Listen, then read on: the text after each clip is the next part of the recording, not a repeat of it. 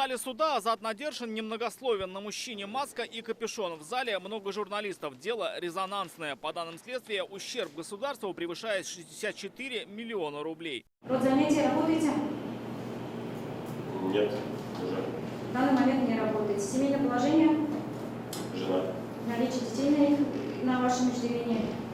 Двое несовершеннолетних детей. По версии следствия, Азат Надершин, являясь главой палаты имущественных и земельных отношений Тукаевского района, превысил должностные полномочия и совершил служебный подлог. По материалам дела, возможно, именно он помог местному предпринимателю Валерию Чулакову неравноценно обменять 25 земельных участков за 45 миллионов рублей на 5 участков стоимостью более 100 миллионов рублей. По оперативным данным, Надершин подписал документы о передаче земли. Будучи допрошенным в качестве подозреваемого, Надыршин вину признал. Следствие полагает, что необходимо избрать в отношении обвиняемого Надыршина меру пресечения, связанную с запретом его действий, направленных на воспрепятствование объективному уголовному судопроизводству и установлению всех обстоятельств по уголовному делу.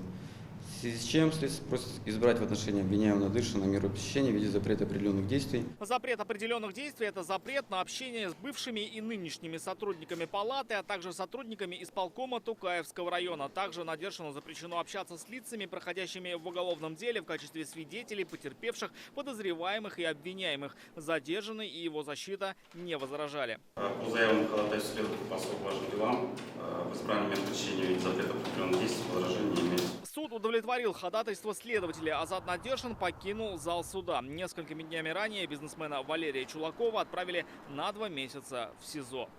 Рамиль Шайдуллин, Эльмира Гайнутдинова, Кирилл Хабзей, ТНВ, Набережные Челны.